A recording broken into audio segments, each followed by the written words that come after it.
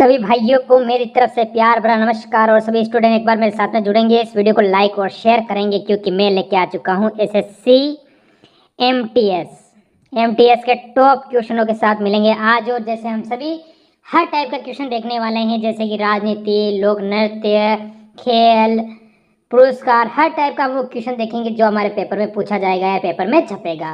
Paper से पहले हर उस टाइप का क्वेश्चन क्लियर करेंगे जो हमें पेपर में देखने को मिलने वाला है। तो अगला क्वेश्चन, आज का जो क्वेश्चन है, देखो, केंद्रीय वनस्पति अनुसंधान संस्था कहाँ पर अवस्थित है?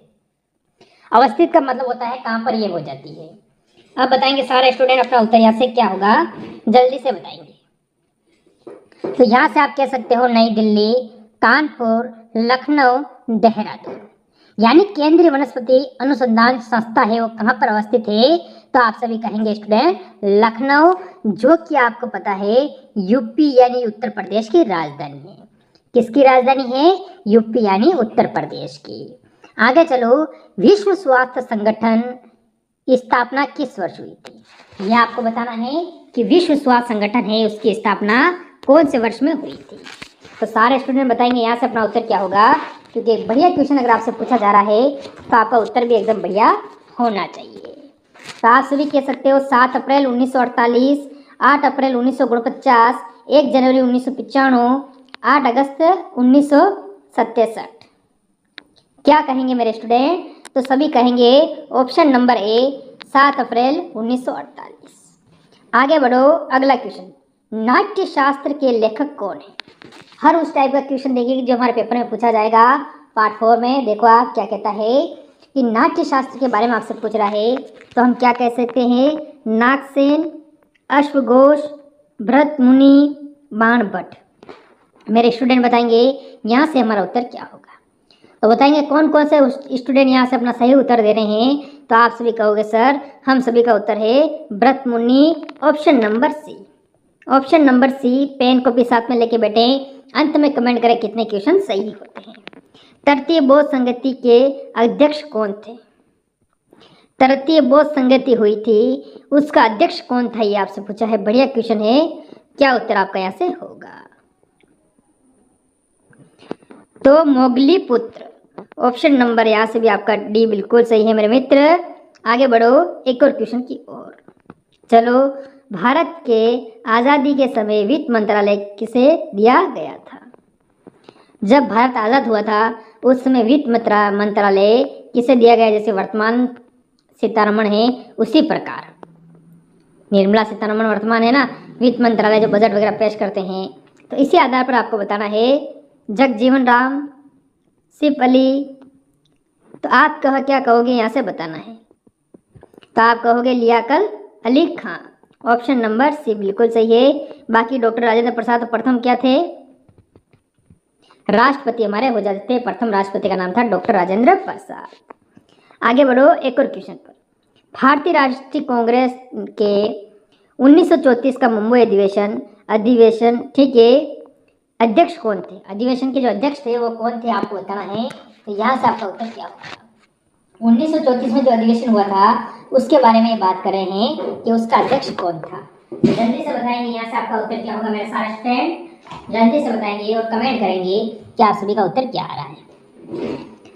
तो बिल्कुल जो भी मित्र यहाँ से उत्तर दे रहा है ऑप्शन नंबर कौन सा? ऑप्शन नंबर डी, यानी option number D doctor Rajendra Prasad, वो बिल्कुल सही रहेगा। आगे बढ़ जाओ अगले क्वेश्चन पर। देखो, पालकुंडा का पर्वत किस राज्य में अवस्थित का मतलब स्थित होता है। पालकुंडा का जो पर्वत है वो कौन से राज्य के अंदर है, ये आपको बताना है। जल्दी से बता दो मेरे भाई, सारे स्टूडेंट बताएंगे यहाँ से अपना उत्तर क्या होगा। जैसे तमिलनाडु, केरल, अरुणाचल प्रदेश, आंध्र प्रदेश। बताओ जल्दी से अपना उत्तर क्या है। सारे स्टूडेंट यहाँ से अपना उत्तर क्लियर करने की कोशिश करेंगे। तो आप सभी कहोगे Andhra Pradesh, option number D हमारा बिल्कुल सही रहेगा। आगे बढ़ जाओ अगले क्वेश्चन पर। चौहान वंश काव्य वंश के संस्थापक कौन थे? चौहान वंश और काव्य वंश के जो संस्थापक थे वो कौन थे, यानी इन वंशों की जो स्थापना है वो किसने की थी? क्वेश्चन आपसे ये पूछ रहा है। विष्णुदेव, अवंती, वासुदेव, शिव विष्णु। अब आप क्या कहोगे यहाँ से?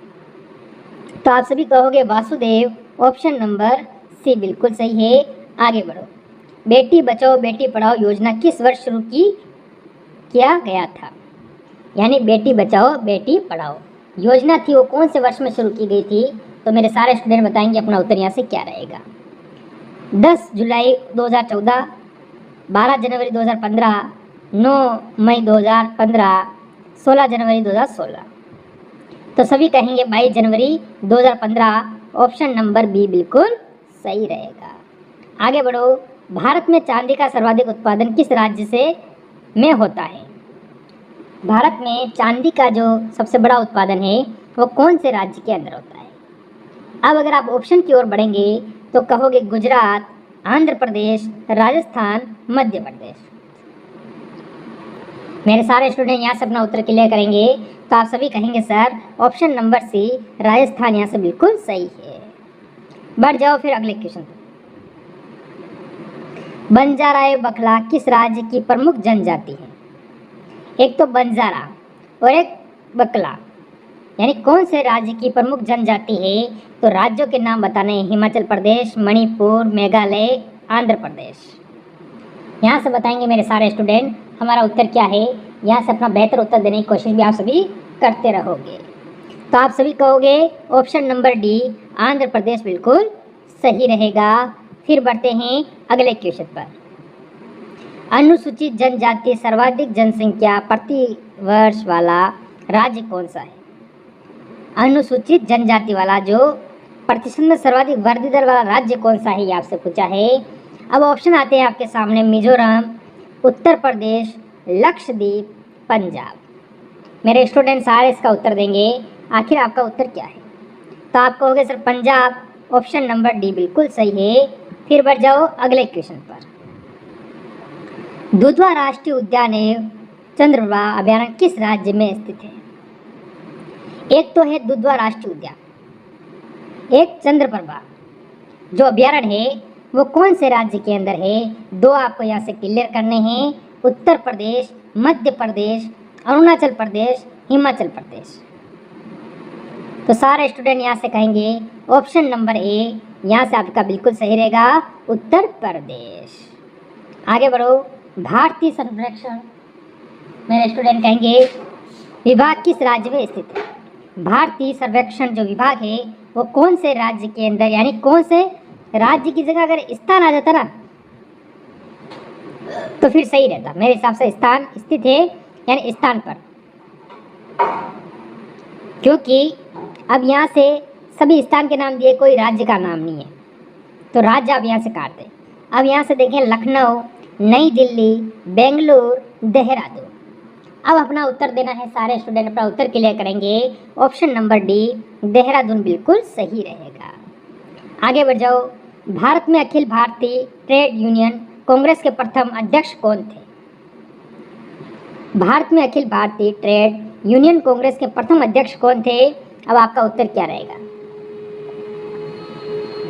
एम.एस. जोशी, आचार्य नरेंद्र देव, जयप्रकाश नारायण, लाला लाजपत राय। बताएंगे सारे स्टूडेंट अपना उत्तर यहाँ से क्या है, क्योंकि टॉप और बेहतर क्वेश्चन का अगर आप उत्तर देते हो तभी तो लगेगा नहीं सिलेक्शन की ओर हम बढ़ रहे हैं। तो बताएंगे सारे option number D Lala Lajpat Rai. मेरे स्टूडेंट लाला लाजपत राय बिल्कुल सही है। फिर बढ़ते हैं अगले क्वेश्चन पर। भारतीय रिजर्व बैंक की स्थापना किस वर्ष हुई? यानी भारतीय रिजर्व बैंक को आप जानते हो, इसका एक अन्य नाम है वो है आरबीआई। आरबीआई ये बैंक ऐसा है इसमें कोई खाता नहीं खोल सकता, यानी इसका क्या नाम है आरबीआई। आपके जो नोट छपते हैं वो इसी बैंक के सहयोग से छपते हैं। अब देखो इसकी स्थापना 1 अप्रैल 1949, 1 दिसंबर 1935, 1 अक्टूबर 1934, 1 अप्रैल 1935। तो आपको क्या कहना है? भारतीय रिजर्व बैंक यानी आरबीआई की जो स्थापना हुई थी मेरे मित्र, ऑप्शन नंबर डी 1 अप्रैल 1935 को इसकी स्थापना हुई थी। आगे चलो। बिहार के किस जिले में वाल्मीकि टाइगर रिजर्व स्थित है? बिहार का ऐसा कौन सा जिला है जिसमें वाल्मीकि टाइगर रिजर्व स्थित है? तो आप क्या कहोगे? तो आपको पता है मेरे मित्र, यहाँ से सारे स्टूडेंट कहेंगे सर दरभंगा, पूर्वी चंपारण जहाँ पर चंपारण हुआ था, बांका और पश्चिम चंपारण। बताओ आपका उत्तर क्या है? इसने कहा है वाल्मीकि टाइगर रिजर्व कहाँ स्थित है। तो मेरे स्टूडेंट ऑप्शन नंबर डी पश्चिम चंपारण बिल्कुल सही है। वर्तमान में लोकसभा के महासचिव कौन है? वर्तमान में जो लोकसभा है उसके महासचिव कौन है? क्या कोई स्टूडेंट मेरे को कमेंट कर सकता है इसका महासचिव कौन है वर्तमान लोकसभा का?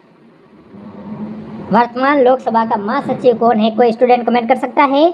बिल्कुल आप कर सकते हो, कोशिश करना आप कि सही उत्तर दे सकते हो 2024 के अनुसार।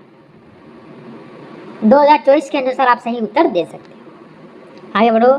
आधुनिक आवर्तन सारणी आधारित है। कि आधुनिक आवर्त जो सारणी है वो आधारित है किस पर, ये आपको बताना है। अणुभार पर, परमाणु भार पर, परमाणु क्रमांक पर, न्यूट्रॉन पर। न्यूट्रॉन हो सकता है या नहीं हो सकता है आपको बताना है। तो सारे स्टूडेंट यहाँ से क्या कहेंगे? तो परमाणु क्रमांक पर। परमाणु क्रमांक का मतलब मेरे मित्र ऑप्शन नंबर सी यहाँ पर बिल्कुल सही रहेगा। बढ़ते हैं अगले क्वेश्चन। भाखड़ा नगर परियोजना किस नदी पर अवस्थित है? अवस्थित का मतलब स्थित है। भाखड़ा नगर परियोजना कौन सी नदी पर स्थित है, यह आपको बताना है। तो यहाँ से सारे बच्चे क्या उत्तर दे रहे हैं, जल्दी से कमेंट करेंगे, क्योंकि पेपर के हिसाब से लाजवाब क्लास है, लाजवाब के हिसाब से मेहनती क्लास है, मेहनती के साथ टॉप क्लास है, टॉप की वजह से सिलेक्शन वाली क्लास है। अब बताओ आपका उत्तर क्या है? रावी नदी, चंबल नदी, व्यास नदी या सतलज नदी? तो सभी स्टूडेंट कहेंगे सर ऑप्शन नंबर हमारा होगा डी, सतलज नदी बिल्कुल सही है। देखिए इस क्वेश्चन का उत्तर देंगे। माय प्रेसिडेंशियल ईयर्स पुस्तक के लेखक कौन है? तो इस पुस्तक का लेखक कौन है ये बताना है आपको। Doctor Shankar Dayal Sharma, doctor Sarvepalli Radhakrishnan, R K Venkataraman, doctor Rajendra प्रसाद। सभी यहाँ पर महत्वपूर्ण व्यक्ति है। भारत के प्रथम उपराष्ट्रपति, भारत के प्रथम राष्ट्रपति, और आपका उत्तर क्या है? ऑप्शन नंबर सी बिल्कुल सही है। आगे बढ़ जाओ।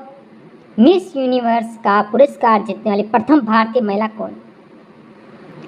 मिस यूनिवर्स का जो पुरस्कार जीता था वो प्रथम भारतीय महिला कौन थी, ये पूछा है। सुषमा सेन, रीता फारिया, हरनाथ सिंधु और प्रियंका चोपड़ा। क्या हरनाथ सिंधु हो सकती है? हरनाथ सिंधु कभी नहीं होगी, ये ऑप्शन आप काट सकते हो। हाँ, प्रियंका चोपड़ा की ओर आप जा सकते हो, पर प्रथम में ये ऐसा नहीं हो सकता। प्रथम का अभी भी है ये, तो इसे भी आप यहाँ से काट सकते हो। रीता फारिया या सुषमा सेन। अब दो ऑप्शन में आपको उत्तर देना है, तो रीता फारिया भी आप काट दोगे, ऑप्शन नंबर ए की ओर चले जाओगे, जो बिल्कुल सही है। आगे बढ़ो। राष्ट्रीय बागवानी मेला 2021 का आयोजन कहाँ किया गया था? राष्ट्रीय बागवानी मेला 2024 का आयोजन कहाँ किया गया था? ऑप्शन पे अगर आप जाते हो तो बेंगलोर, दिल्ली, पटना और चंडीगढ़।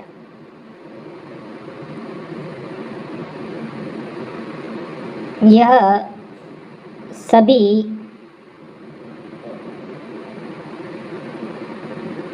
सभी राजधानियां हैं, ठीक है, आपको ध्यान रखना है।